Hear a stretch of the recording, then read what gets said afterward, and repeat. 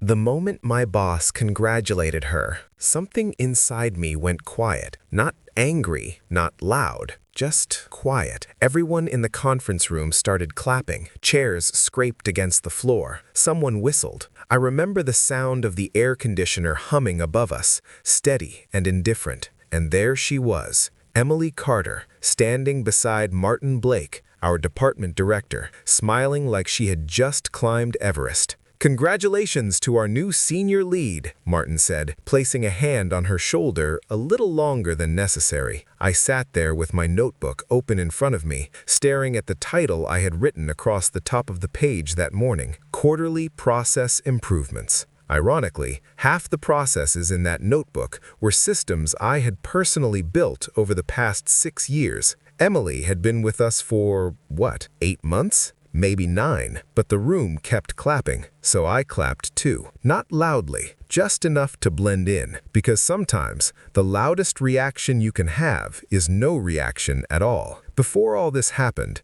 my life at the company was steady, predictable in the way a well-built machine is predictable. My name is Daniel Mercer. I was 38 at the time, senior operations analyst at a mid-sized logistics firm in Chicago called Northbridge Freight. Not a glamorous job, but it paid the mortgage, covered my daughter's braces, and gave me something I've always valued more than excitement: stability. Most mornings, I arrived at the office before 8. The cleaning crew would still be finishing their rounds, and the smell of lemon disinfectant hung in the hallway. I liked those quiet moments, the soft click of my keyboard, the slow hum of servers waking up. Operations was messy by nature, delayed shipments, routing errors, inventory mismatches. But I had a strange talent for seeing patterns in chaos. If something broke in the department, people didn't call IT, they called me. "Daniel, can you check the routing algorithm?"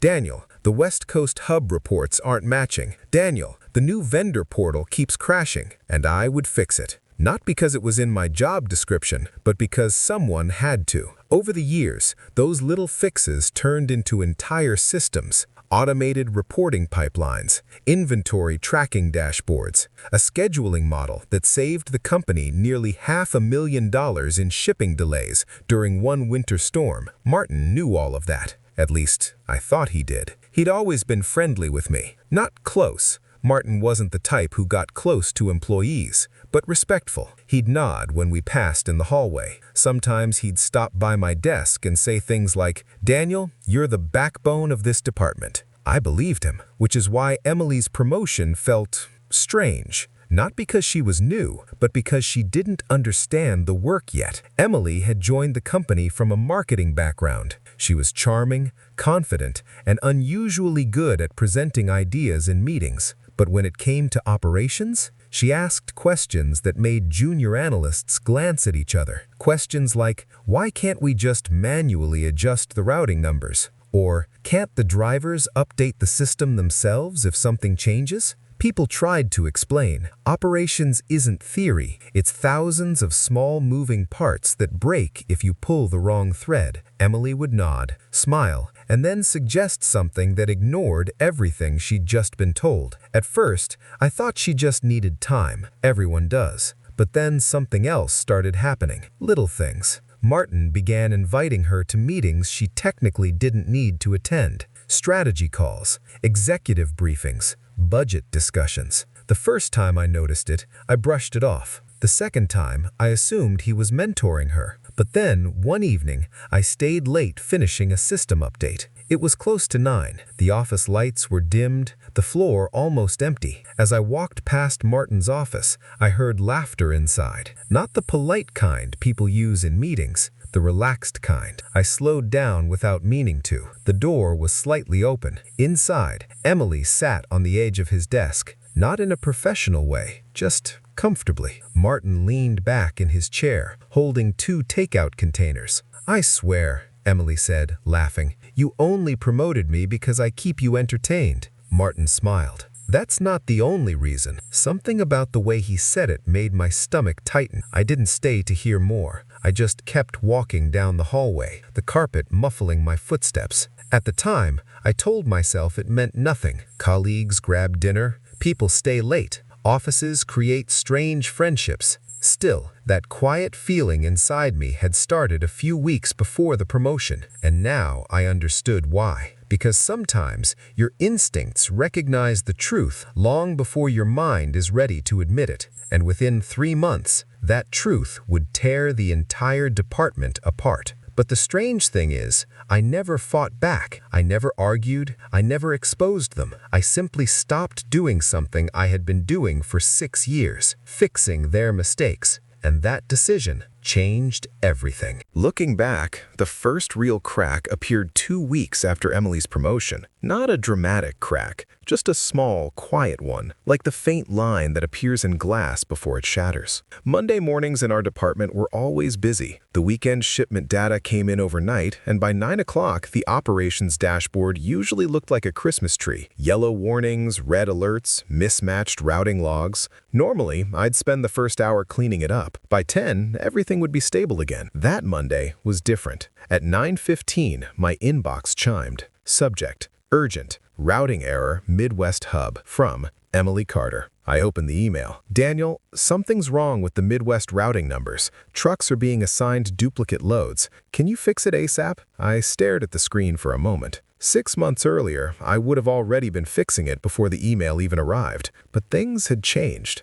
Emily wasn't just another analyst anymore. She was the senior lead, which meant that technically, the system oversight was now her responsibility. Still, habits are hard to break. My fingers hovered over the keyboard. I could fix the issue in 15 minutes, 20 if I was being careful. But then I remembered something from the promotion meeting. Martin's voice, proud and confident. Emily brings a fresh strategic perspective to operations. So, instead of opening the system, I replied with something simple. Hi, Emily. The routing module falls under the senior lead operations scope now. You should be able to access the configuration panel through the admin dashboard. Let me know if you need documentation. I hit send. Then, I leaned back in my chair. Across the room, 2 junior analysts, Mark and Priya, were whispering over a spreadsheet. The office smelled faintly of burnt coffee from the communal machine near the printer. Normal morning sounds. Keyboards clicking, phones ringing, life going on. 10 minutes later, Emily appeared beside my desk. She didn't sit down, just stood there, arms folded. Daniel, she said, her voice tight but polite. I need you to take a look at the routing issue. I saw the email, I said calmly. She blinked. Then why didn't you fix it? I kept my voice steady. Because it's part of the senior lead system controls now. For a second, something flickered across her face.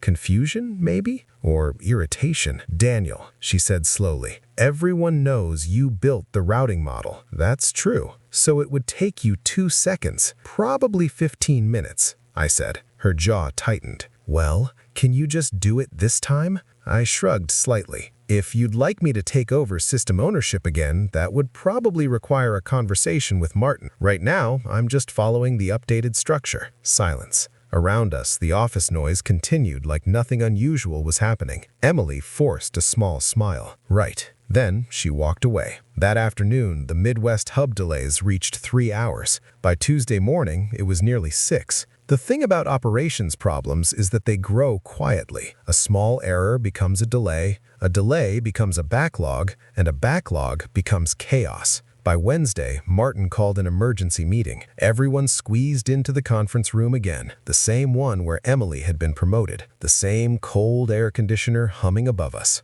Martin stood at the front, looking irritated. We've had significant routing issues this week. Emily, can you walk us through what happened? Emily shifted in her chair. Her presentation slides flickered onto the screen. There were charts, graphs, a lot of arrows pointing at problems, but none of them actually explained the cause. Martin rubbed his forehead. So the system malfunctioned? Emily hesitated. Well, the configuration seems complicated. A few people glanced in my direction. Not obvious, just quick looks. Martin noticed. His eyes moved to me. Daniel, you designed the routing structure. Any thoughts? The room went quiet. I folded my hands on the table. From what I can see, the duplicate load issue usually happens if the Midwest parameter settings are manually altered without recalibrating the allocation logic. Emily frowned. What does that mean? It means the system probably did exactly what it was told to do. Martin looked between us. So, how do we fix it? I paused, then I answered honestly. The senior lead system panel has the override controls.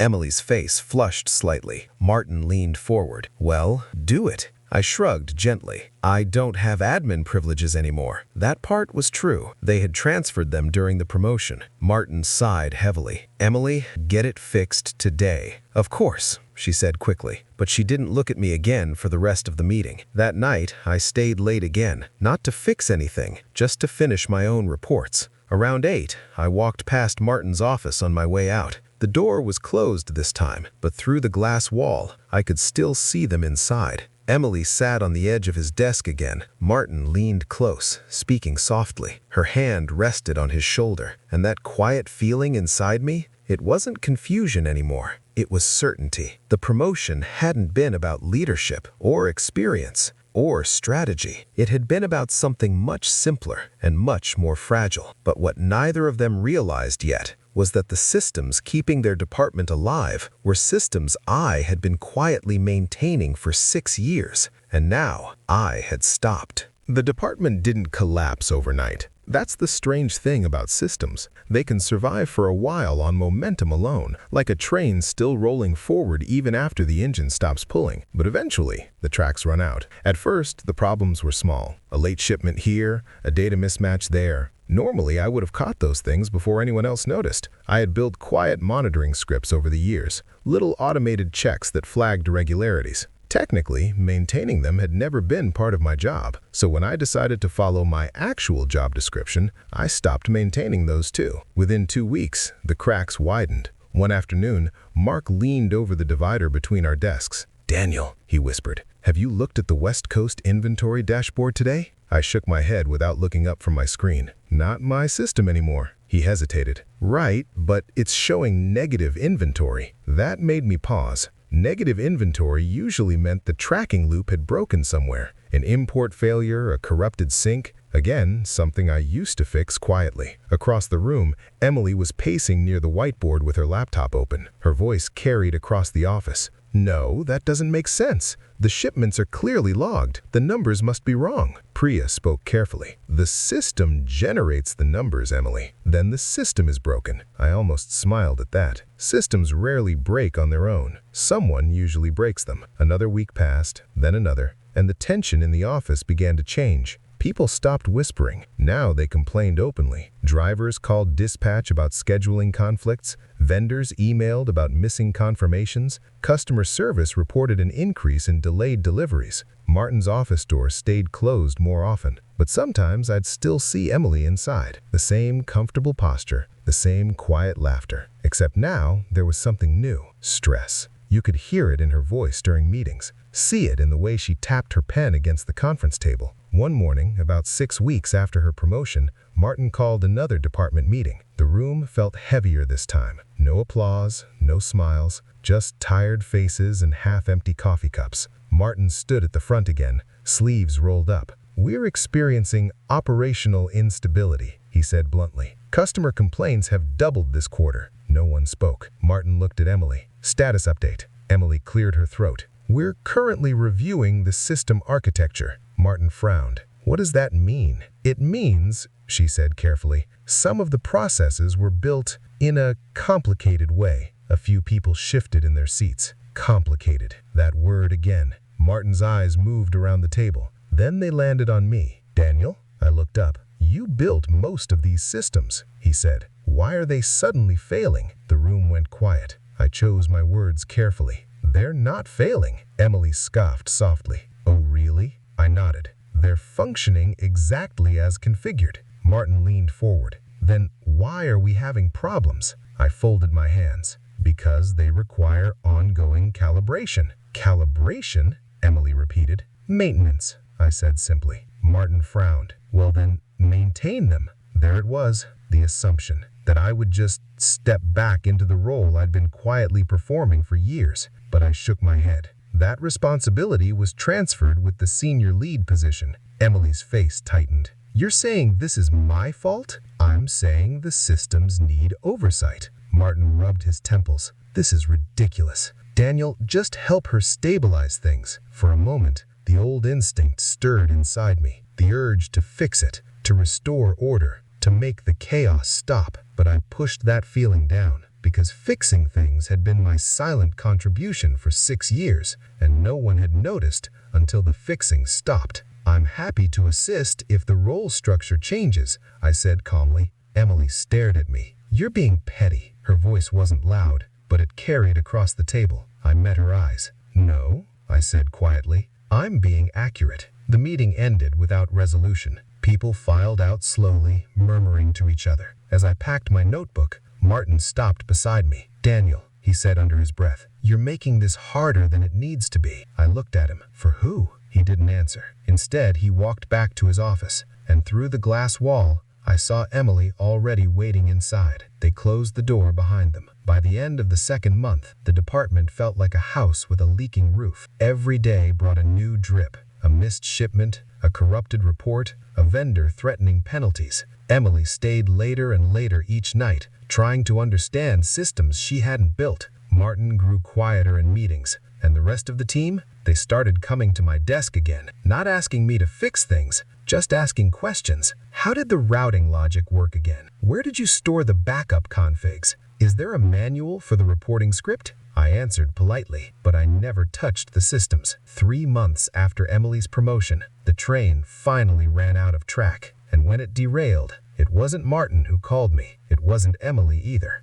It was someone much higher up the building, someone who had been watching the numbers the entire time, the CEO. The call came on a Tuesday morning. It was just after 9. I had barely finished my first cup of coffee when my phone rang. The number on the screen was unfamiliar, an internal extension I didn't recognize. "Daniel Mercer," I answered. There was a brief pause, then a calm, older voice spoke. "Daniel, this is Richard Hale." For a moment, I didn't respond. Not because I didn't hear him, but because I knew exactly who that was. Richard Hale was the CEO of Northbridge Freight, the kind of executive most employees only saw during annual town hall meetings, standing on a stage with a microphone and a slide deck about quarterly growth. "I was hoping you could come up to the executive floor for a few minutes," he said, "if you're available." Available. That word made it sound optional, but I knew it wasn't. "Of course," I said. The executive floor felt like a different company. Thicker carpet, quieter hallways,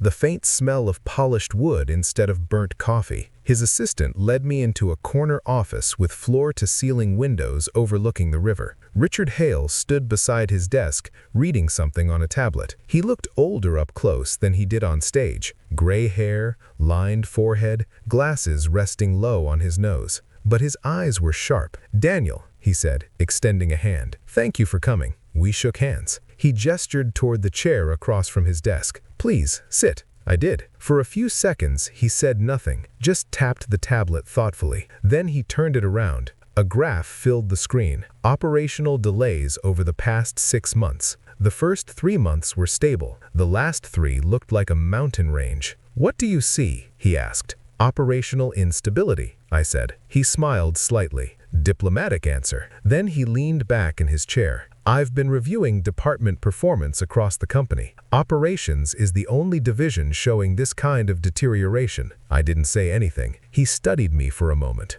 "You've been here 6 years, correct?" "Yes. And according to the internal documentation, you designed most of the operational support systems. Some of them." He tapped the tablet again. "What changed 3 months ago?" I knew he already had the answer. Executives don't ask questions like that without doing their homework, but I answered anyway. "The senior lead role was reassigned." "To Emily Carter?" "Yes. And with that reassignment," he continued, "system oversight responsibilities moved as well." "That's correct." He nodded slowly. "I've also noticed something interesting in the system logs." I stayed quiet. "The maintenance scripts stopped updating around the same time." He looked at me directly. "You wrote those too, didn't you?" "Yes." "Why did they stop?" I took a breath. "Because maintaining them was never part of my official responsibilities." The room went very still. Richard Hale studied my face carefully. Not angry, not suspicious, just curious. "And before the promotion?" he asked. "I maintained them voluntarily." "Why?"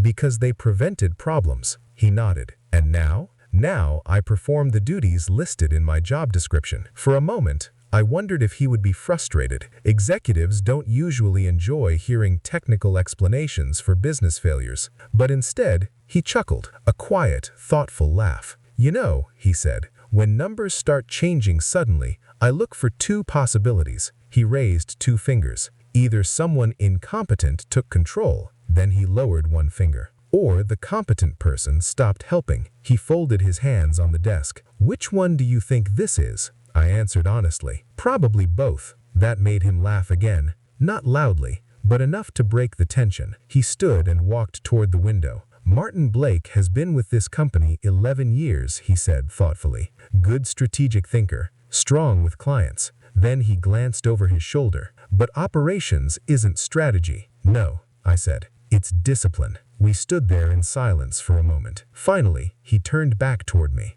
"I spoke with HR this morning." My stomach tightened slightly. Not fear, just anticipation. "Martin Blake and Emily Carter are being terminated this afternoon," he said calmly. I blinked, not because I was shocked, but because of how matter-of-fact he sounded, as if he were discussing weather. "The department needs stabilization immediately," he continued. "And according to every report I've read, you're the only person who fully understands how those systems work." He returned to his desk. "So here's my question, Daniel." He slid a folder across the table toward me. Inside was a printed document. Director of Operations, offer letter, salary, authority, department oversight, everything. "I'd like you to take over the department," he said. "For real this time." I stared at the paper for a long moment. 6 years of quiet work, 6 years of invisible fixes, and suddenly, everything had shifted. Not because I demanded recognition, not because I exposed anyone, but because I stopped doing the extra work that no one noticed. I looked back up at him. "When would you want me to start?" He smiled. "How about today?" That afternoon, Martin and Emily were called into HR. No dramatic scene, no shouting. Just 2 closed doors and a quiet exit. By the end of the day, the department knew something had happened, and the next morning, they learned exactly what. The next morning, I arrived at the office the same way I always had. 8 a.m. The cleaning crew was just finishing up. The smell of lemon disinfectant still hung lightly in the hallway, and the office lights buzzed softly as they warmed to full brightness. For 6 years, that routine had never changed. But that morning, the silence felt different. Not tense, just uncertain. People had heard rumors the night before. In any office, news travels faster than official emails. Martin and Emily had left the building around 4 in the afternoon with HR. Neither of them returned. When I walked past Martin's office, the door was open. His nameplate had already been removed. The desk was clean. No photos, no coffee mug, no stacks of reports. Just an empty room. For a moment, I stood there longer than necessary, not out of satisfaction, just reflection. Because 6 months earlier, I had believed Martin respected my work. I had trusted his quiet compliments in the hallway. But sometimes, people respect results more than they respect the person producing them. And when someone else becomes more interesting, respect becomes optional. I walked to my desk and sat down. At 8:30, an email notification chimed across the office. Everyone's computer made that same little ping sound. I opened it. Subject: Leadership Update, Operations Department. From Richard Hale, CEO. The message was short. Effective immediately, Daniel Mercer has been appointed Director of Operations. Daniel will oversee the stabilization and long-term development of the department. Please give him your full cooperation. I didn't look up right away, but I could feel it. The quiet ripple moving across the room. Chairs turning, whispers starting. Then footsteps approached my desk. Mark stood there first. "Director Mercer," he said with a small grin. I sighed. "Please don't start with that." He laughed. "Seriously though, congratulations." Behind him, Priya smiled warmly. "You deserve it." Others came by over the next hour. Some curious, some relieved, some a little embarrassed. Because the truth is, most of them had known what was happening the past few months. They had seen the problems piling up, seen the tension in meetings, seen the quiet distance between me and Emily. But offices have their own strange survival instincts. People keep their heads down. They don't interfere, not unless they have to. At 10 o'clock, I called the department together. The same conference room, the same humming air conditioner. But the atmosphere felt completely different. People sat straighter, less whispering, more focus. I stood at the front of the room for a moment before speaking, not because I needed the attention, but because I wanted to choose my words carefully. I know the last few months have been difficult, I began. A few people nodded. There's been confusion about responsibilities. Systems weren't maintained properly. That's going to change. I turned on the projector. The operational dashboard appeared on the screen. Red alerts everywhere. It looked like a disaster, but to me, it looked familiar. Like an old puzzle I already knew how to solve. Over the next 2 weeks, I continued, we're going to stabilize the core systems, routing calibration, inventory sync loops, reporting scripts. Most of these problems are reversible. Mark raised a hand. You built those systems, right? Yes. So you can fix them? I paused. Then I smiled slightly. Yes.